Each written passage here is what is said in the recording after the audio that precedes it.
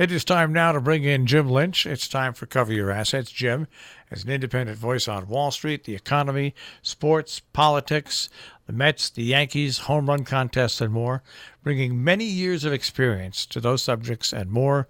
We welcome him in this morning. Good morning, Mr. Lynch. And good morning to you, sir. Did you Jill and everyone out there. Did you watch any of the home? USA, women's soccer team, the 4th title. Wonderful accomplishment. And I hope we all focus on the fact that these young women make roughly $200,000, and the men's soccer team makes about $1.1 million. The men's league or their team is not profitable.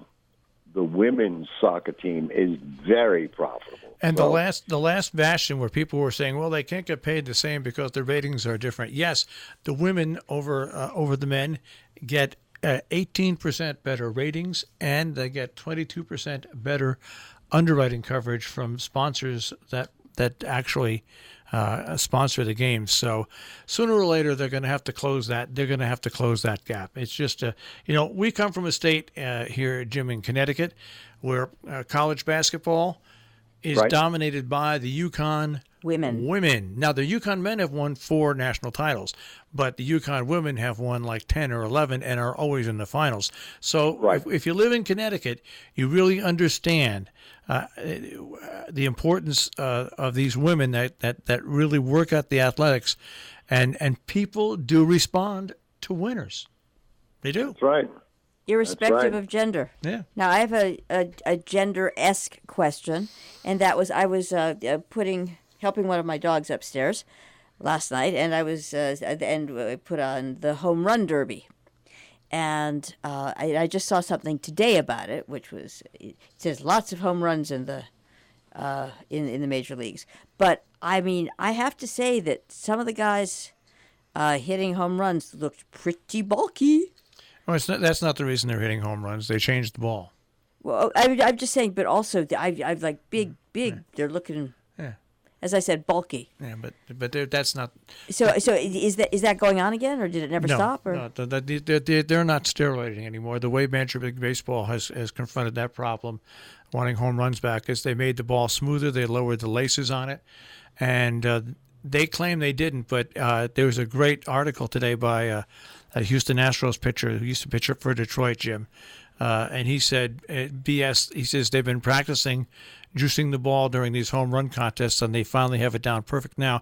Because you look at the home run stats. You've been watching baseball a long time, Jim. I've been watching it a long time, but you longer than me. There's no reason that people that used to hit 6 home runs a year are now hitting 26 home runs a year. Just absolutely right. None. And I didn't really need the information you have or have just given us, but I saw it right away. I mean, all of a sudden, bingo, everything's going out of the park. Yeah. Didn't make sense. And unfortunately, it was reminding me of when Sammy Sosa and others were taking drugs. But also, the ball then, they changed it to get the crowds in. And it's terrible. It's just not fair. It's just not fair to the pitchers. It just isn't. I mean, Jason Verlander. It's not fair for the pitchers, but it's not fair for the fans. I mean, no, if you're a fan, you kind of get into the game and the performance and the expertise and people training and this, that, and the other thing, and basically. It's once again the almighty buck is ruling. When I hear about making the games take too long. No one has patience in the age of social media. It makes me homicidal. Well, the average team, Jim, every game hits almost 2 home runs a game. So that's how sad it is. But anyways, there you go. I mean, that's how sad it is. I mean, in terms of the game being too long. As long as you're seeing people who are going 100% and playing hard, this and that, it's a beauty to see. I know it's a slow game, particularly for soccer, but the skills that are required are really quite incredible, and we've lost it. I mean, television has savaged so many things. Anyhow, moving on. Let's hope these women get their just due, because it'll help not only them and women generally, but it will help our society begin to adjust to the reality that game's over. Women are now equal in many, many ways, and in fact, superior in many ways. So that said, I would like to say something about climate change, which I honestly think is really the number one issue we are confronted with as a country and as a world. And it's a shame how the people in Washington, the money people, are basically not giving us all the information that the federal government has in terms of how serious this problem is. But that said, I uncovered something. I guess it was Sunday. I guess you know what I do on Sunday. I say 60 Minutes. And on 60 Minutes, there was an intriguing story of this Russian man. He's lived in Siberia, would you believe, for over 40 years. And he is a scientist who is tracking, would you believe, permafrost. And Anderson, no, it wasn't Anderson, I forget who it was, but it was a wonderful interview with this man and his son. And basically, the bottom line of this, the permafrost has, we're talking about Siberia, up North Pole wise, and it's always been frozen for millions of years that they can. It is now softening. It's not over with by any means, but it's softening. So what's happening is carbon is being released from the ice melting. And the net result is this is and will contribute to the carbon emissions that we have currently going on. Very, very, very important. This man and his son have decided to try and bring back the time when the Earth was, would you believe, much more frozen in that area through farming and bringing in animals and doing a lot of things. I can't do it justice in explaining it, but it really, really hits you hard in terms of, wow, wage inequality, yeah, come on, and health inequality, right at the top of the list. No question about it. But if we don't seriously look at solving climate, the problem we have with carbon emissions, 50 years from now, forget about it. How much money you make or whatever. So to go along with what you're saying, don't you remember 10 years ago they built this facility in the permafrost region to hold copies of every one of the world's seeds in case something happened where there was a famine or whatever. And they put it in this location because it was constantly going to be a cold enough state. Three out of the past 4 years, they've been in danger of losing those seeds, and they now have to find a different place to move the world seed storage to protect it. I thank you so much for bringing that up. It was such an intriguing thing that happened in terms of the people then were looking long term at the benefit of mankind. And here we are. You said 10 years ago, I mean,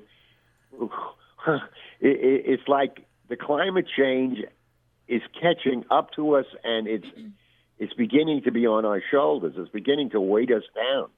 Please, folks, find out who you know to vote for or to talk to or to write to make this an important thing for you to them and them to us. Technologically, we've done so much. The Industrial Revolution is 100 some odd years old, but we can do this with the computer, with this, that, artificial intelligence. But we've got to do it now. We cannot wait. Yeah, it's when you look at this and you look at it, no longer matters whether you say climate change is part of the natural cycle of the Earth or it includes humans destroying the climate. The fact is, it's a combination of both. Whatever the combination is, doesn't matter. And it needs to be dealt with. And it needs to be dealt with. When I say this, because this doesn't get talked about enough. You can't just trade off pollution credits. And that's really where I'm sure that really good people are working on solving this, but it just reminds me, I'm going to show my age, but it reminds me of Enron, where it's like, okay, we're going to produce less and we're going to produce more, and so you're going to get credits for the less, but it nets out to be right around the same. See, Jim, this is one of the things that we could work in concert with China if we wanted to, because whatever we do has got to be in concert with China, because European allies, France and Germany, they're doing their part, and Scandinavian countries are doing their part. If you get the United States and China to team up and attack this problem, we can defeat it. But that's not in the cards for right now. And you also have to include India in that, because it's fine to have I'm obviously being broad-stroked and facetious, but it's fine to have a green state. But if you're just saying, oh, wow, I'm perfectly eco-friendly here, and then just masses of pollution are billowing out the other side of the planet. The thing is, the planet's round, the stuff goes around. And again, I know that sounds... The point that you made a paragraph ago, Jill, it's an excellent point. An excellent point. This idea of trading carbon emissions. I mean, how stupid for the people to create that idea and profit on it. Somehow sell it that this is going to help us. It's not helping us. It's exacerbating. Yeah. The thing is, Marshall has said it well in terms of China and us getting together. I can remember, God, it's 10 years, 5 years, I don't remember, but investigating solar. And there's some companies here that were doing solar and this and that. I'd invested in some of them, whatever. We never put it together. The Chinese put it together, and they created an industry that we should have had, and they did it twofold. One, obviously, to make profit, but two, they were doing it to solve their own incredible problem with pollution. We were there, would you believe, 19 years ago. And my wife still has, periodically, has actually come back, but for a few years it left us. This cough come the summertime. We had been there in the summertime. And I can remember we were walking through one of the major cities, and she became ill, and it was this pollution. And but the point is, the Chinese have been addressing it. And I made the point years ago to investors, we in this country could have made a ton of money if we just got it together and said, this is needed and we'll lead the way. But we didn't do that. But again, you're absolutely right. China is it. The Germans, the French, they've all been working at it. Why? I guess because they've been around longer than the USA and they want to stay around. By working with China, then you can help out, because China goes into these countries and gives them infrastructure, and you know what? China would love to go into India and give them the infrastructure to change their electricity generation to what they have, and the United States has the technology with windmill, with solar power. There's so many different ways that you can generate electricity, and that's why I believe if you get two of the biggest economies together fighting this, the rest of the world will have to come along. And you know the beauty of this? The beauty of it is it creates so much health throughout the world, but it creates such great economic opportunity in all of the countries that basically say, you're right, we're going to do this, I'll work with you. Starting with the infrastructure, the Chinese doing it in Africa and other places. Infrastructure, when you're doing something infrastructure, you're creating economic opportunity. In the process of economic opportunity, you're creating situations where people can afford better health, and we could, if we really worked at this, develop. And I'm not being Pollyanna in this, but just to define it, we could develop a much better world generally if we would just work on this and stop in this country trying to placate the 1 to 10% who are willing to have their children down the road or grandchildren suffer what will happen from climate change. People will be suffering, okay? This is not a joke. People are not going to be able to breathe. You look what's happening in the West in terms of the farmers. All of a sudden, folks, we could have an incredible shortage of food because of what's going on. And you have to look yourself in the mirror and say, what is it I want? And this idea of I'm for this one, I'm for that one, whatever. Baloney. We're talking life. And you need to cooperate. And you need to get it together. Anyhow. We have about 2.5 minutes left, Jim. 2.5 minutes. Well, in all that time, with all that air, I think I've cleaned up a fair amount of pollution. Anyhow, boy, I think this has been wonderful. I really hope we get lucky here and people go crazy and get this particular podcast because, man, this is life and death. No pun intended. This is life and death. But I think of my own grandchildren, and I think of the grandchildren of people throughout the world. What are we setting up here for a lousy couple of dollars, or a few less taxes, or whatever? We're 300 million people in this country, and I believe 7 billion on the planet. Are we looking for extra commercial here and there to buy this or that, or do we want a life full of health, full of well-being? I would think most people would opt for that. You would think so. Go ahead. You would think so, but I don't know. But then don't get your medications from China. We're All right. All right. By the way, Jill, thank you for that on China. I got it this morning. Okay. Anyhow, I'm gonna sign off for now, but I just want to say, God bless you all.